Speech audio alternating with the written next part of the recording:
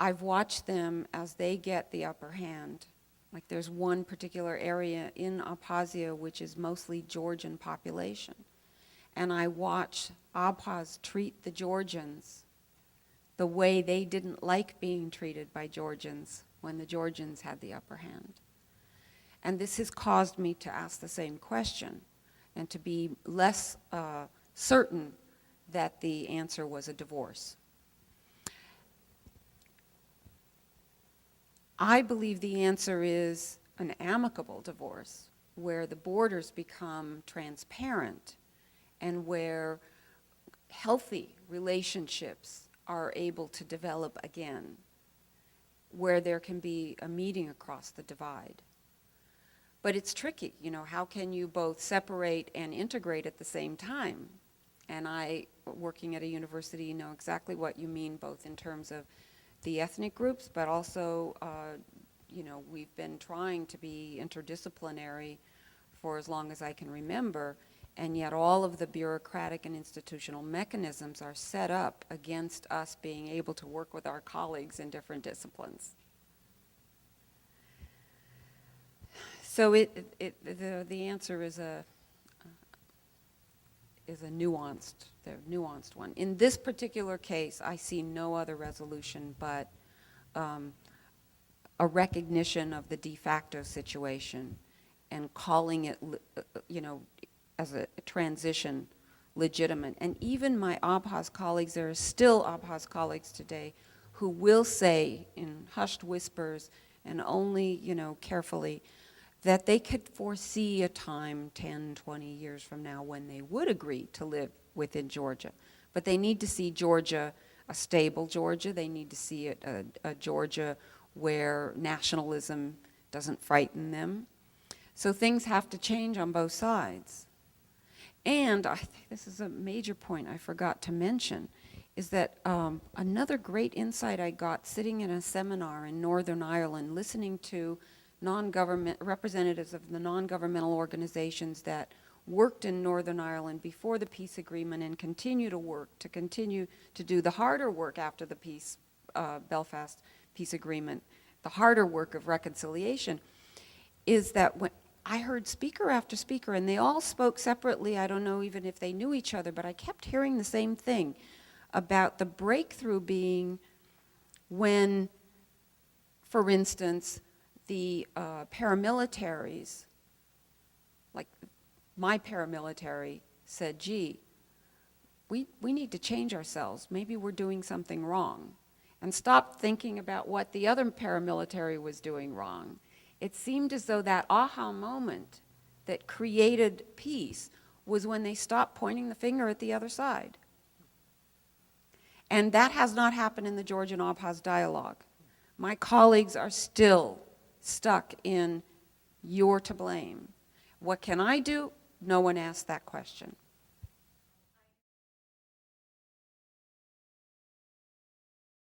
This is the story that the Georgians have, that the Abkhaz always were part of Georgia.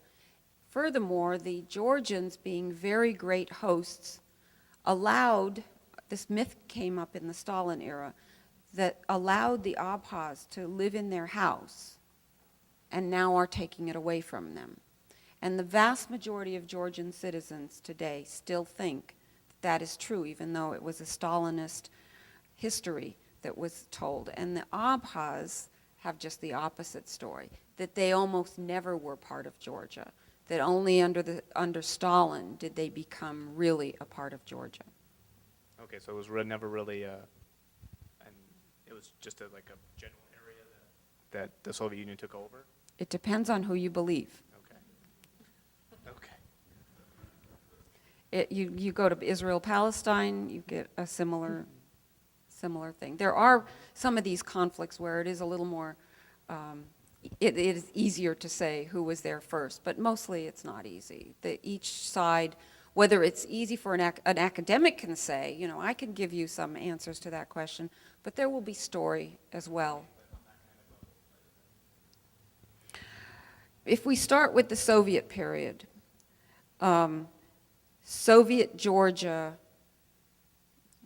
that left the Soviet Union was not the same Soviet Georgia it was in 1921 when it was put in. What they had in 1921 was, was it called the Caucasus Federation or something? And Abkhazia claims, and I fall in that category of people who say that Abkhazia was not under Georgia, it was an equal entity within this larger entity, and all these ethnic entities stood side by side. It was only afterwards that it got incorporated as an autonomous republic. And when the Georgians left the Soviet Union and reestablished the Constitution of 1920, the pre-1921 Constitution of their independent Georgia, there's no mention whatsoever of Abkhazia in this Constitution.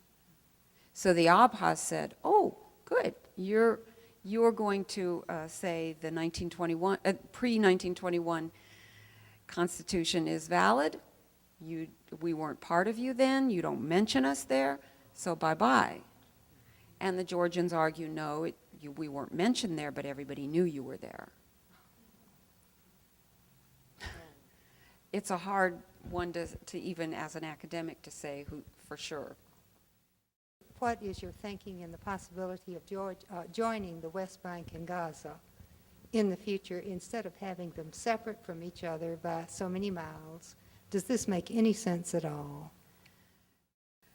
Yeah, it's a complicated place, and the only thing intelligent I can say about it is that the two-state solution, that is an Israeli state and a Palestinian state, seems to be the only possible resolution of that conflict. Now, what to do, what will be constituting the Palestinian state is still, I think, a complex matter because of what's happened in Gaza Strip. Well, wouldn't there still be a lot of, in that little area that's left, if they're not joined, wouldn't there still be possibility of a lot of conflict? I'm hoping that they'll all talk it through. Talk it through. Oh, thank you. Instead of fighting through that one. But see, this is another situation where the war weariness, the toil, the human toll that conflict takes, that these multi-year conflicts takes on the people, is they begin to turn against one another. And I think that's what we've seen in the Palestinian territory. I just don't know how you overcome, how you make peace attractive to a narcissist. Well, I find when, these days, when I've become more enlightened, I'm still learning, that when I find I can't relate to someone else in possibilities that are positive, I do well with avoidance. But I do better when I recreate who that person is in my own mind, and I create a story about that person which allows me to then go forward and interact. And the most I can do, this is what I always tell my students, and I probably don't have to tell you, but this is, about as far as my control goes, me. And so if I am in my life, the possibility of peace, love, fun, then hopefully people around me will appear to me to be more peaceful and loving and fun, if that's the possibility I create out in the world for myself.